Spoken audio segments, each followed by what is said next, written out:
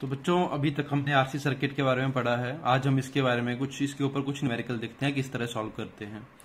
तो देखो यहाँ पे मैं कहा हुआ है in the circuit shown in the figure capacitor is charged with 50 microcoulomb charge. जो कैपेसिटर है उसके ऊपर जो चार्ज है वो 50 माइक्रोकूलम है। ठीक है। Find the current in 4 ohm resistance just after switch S is closed.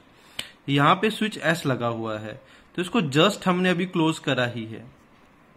ठीक है। तो इसके ऊपर चार्ज क्या होगा, प्लस, इसके ऊपर माइनस। ठीक है। यहाँ पे हमारे पास 5 वोल्ट की बैटरी लगी हुई, 2 ओम का रेजिस्टेंस, 4 ओम का रेजिस्टेंस, 2 ओम का रेजिस्टेंस, 20 वोल्ट की एक बैटरी लगी हुई है। ठीक है। तो देखो जैसे ही हम स्विच को क्लोज करेंगे इसके ऊपर जो चार्ज है वो कितना है, 50 माइक्रोकूलम का है, और जिसकी कैपेसिटेंस है वो कितनी है, 5 माइक्रोफैराड की है। तो बच्चों हमने एक बात कही थी कि जब भी हम स्विच को एकदम से क्लोज करेंगे, मतलब just after closing the switch, जो एक कैपेसिटर होता है ये कैसे बिहेव करेगा सर्किट में, जैसे कि यहाँ पे एक बैटरी लगी हुई है और इसकी ईएमएफ कितनी होगी, EMF is equal to Q by C. Charge कितना है इसके ऊपर, 50 माइक्रोकूलम, और इसकी जो कैपेसिटेंस है वो कितनी है, 5 माइक्रोफैराड।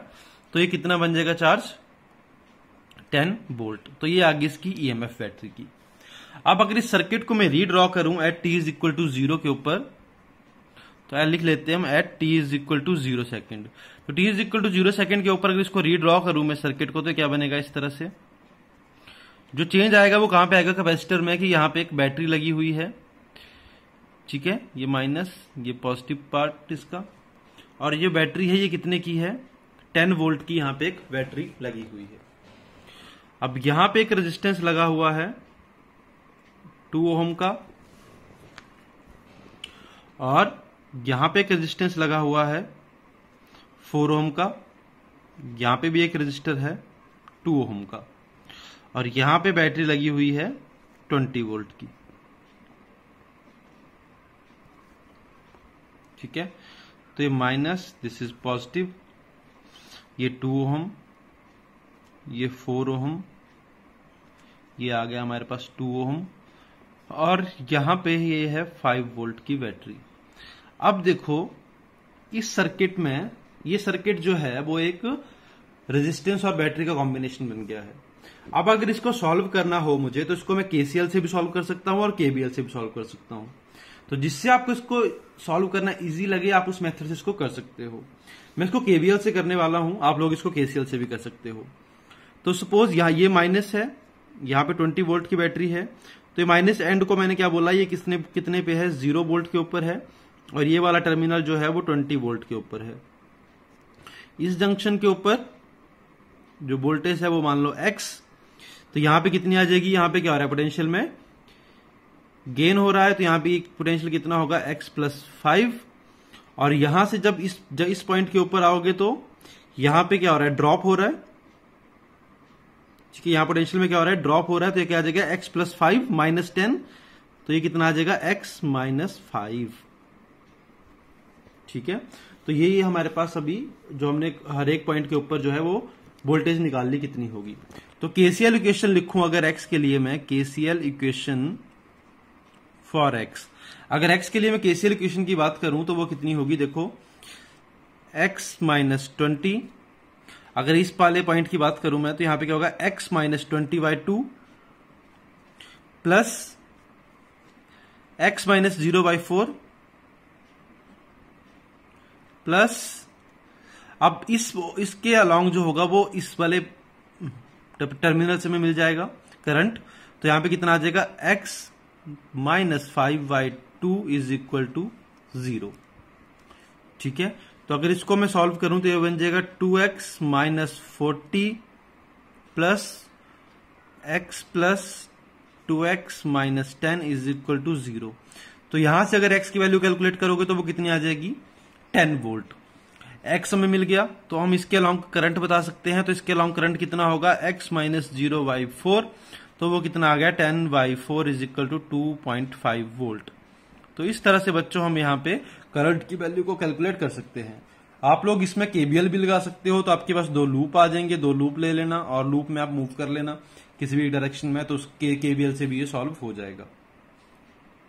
करने वाले हैं steady state analysis of circuit with R and C. ठीक है, तो देखो हमें पता है कि जब भी स्टडी स्टेट्स होती हैं, कि जब भी हम स्टडी स्टेट की बात करती हैं, स्टडी स्टेट का मतलब क्या होता है? स्टडी स्टेट का मतलब होता है fully charged capacitor. Fully charged capacitor मतलब जो हमारा चार्ज है वो क्या है? फुली चार्ज्ड है। उस केस में हम क्या कहते हैं कि जो कैपेसिटर है वो क्या है? स्टडी स्टेट में है। ठीक है, उस टाइम के ऊपर जो करंट होगा सर्किट कैपेसिटर्स में वो कितना हो जाता है? 0 हो जाता है। ठीक है, तो इस केस में हम क्या कह सकते हैं? Current in capacitor is 0। Clear है? तो जब भी हम स्टडी स्टेट की बात करते हैं तो जहां पे हमारे पास कैपेसिटर लगे होते हैं जिन ब्रांच में, वहां पे जो करंट होता है वो कितना होता है? 0 होता है। इसको एक एग्जांपल के साथ समझते हैं। सपोज हमारे पास एक सर्किट दिया हुआ है कुछ इस तरह से, यहां पे हमें 4 माइक्रोफैराड का कैपेसिटर दे रखा है। 4 माइक्रोफैराड का कैपेसिटर है, यहां पे एक 2 माइक्रोफैराड का कैपेसिटर है, और यहां पे एक रेजिस्टेंस है, यहां पे भी एक रेजिस्टेंस है, यहां पे एक और कैपेसिटर दे रखा है, और ये सब एक कनेक्टेड है एक बैटरी से। ठीक है, इसको मान लो ये 6 ओम का है कि 4 ओम का है, और इसको मान लो 6 माइक्रोफैराड का है। क्लियर है? और बैटरी को मान लो 30 वोल्ट की बैटरी हमारे पास यहां पे लगी हुई है। तो अब देखो हमें इसको सॉल्व करना है। तो हमें एक चीज तो पता है कि जब हमसे पूछा हुआ है हमें बोला हुआ है find charge on 6 ohm capacitor, charge on 6 microfarad capacitor in steady state. तो स्टेडी स्टेट में हमें क्या करना है? 6 माइक्रोफैराड कैपेसिटर के ऊपर चार्ज को फाइंड आउट करना है कितना होगा। तो अब देखो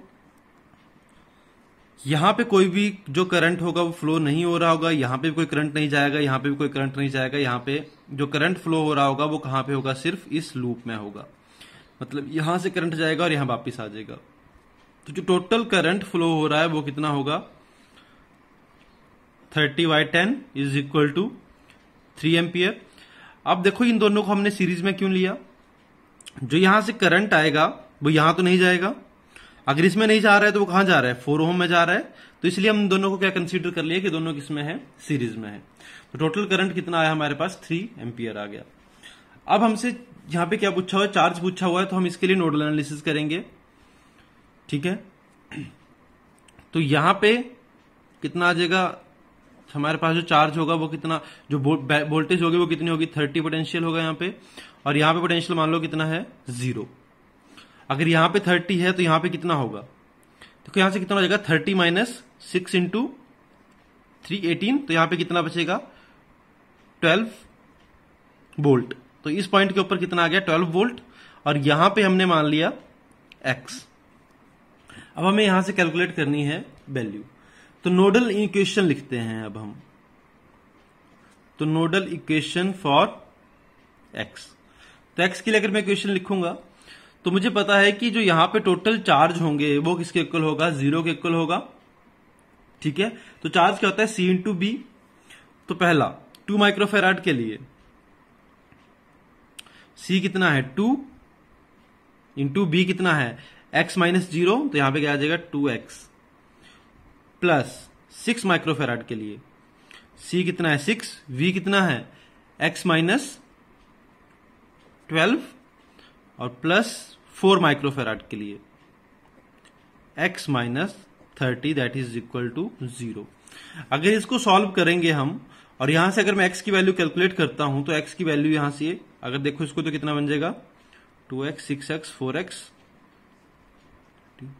तो ये बन जाएगा आपके पास 6x इज इक्वल टू 12 30 36, ये बन जाएगा इज इक्वल टू 96। तो x कितना आ गया? यहां से 16 आ गया। क्लियर है? तो x की वैल्यू हमें यहां से मिल गई। अब x की वैल्यू मिल गई तो हम यहां से चार्ज निकाल सकते हैं। चार्ज ऑन 6 माइक्रोफैराड वो कितना होगा? C इंटू पोटेंशियल डिफरेंस, तो C कितना है 6 और पोटेंशियल डिफरेंस कितना है, यहां पे कितना है अब 16, यहां पे कितना है 12, तो इसके ऊपर कितना होगा 4, तो जो चार्ज आया वो कितना आएगा 24 माइक्रो कूलम। तो ये आ गया 6 माइक्रो फेराड के ऊपर हमारे पास चार्ज। तो बच्चों इस तरह से हम जो है वो चार्ज को कैलकुलेट करते हैं। बच्चों अब यहाँ पे आपका आरसी सर्किट जो है वो कंप्लीट हो गया है। इसके बाद हम आपके अब इंस्ट्रूमेंट शुरू करने वाले हैं नेक्स्ट लेक्चर से।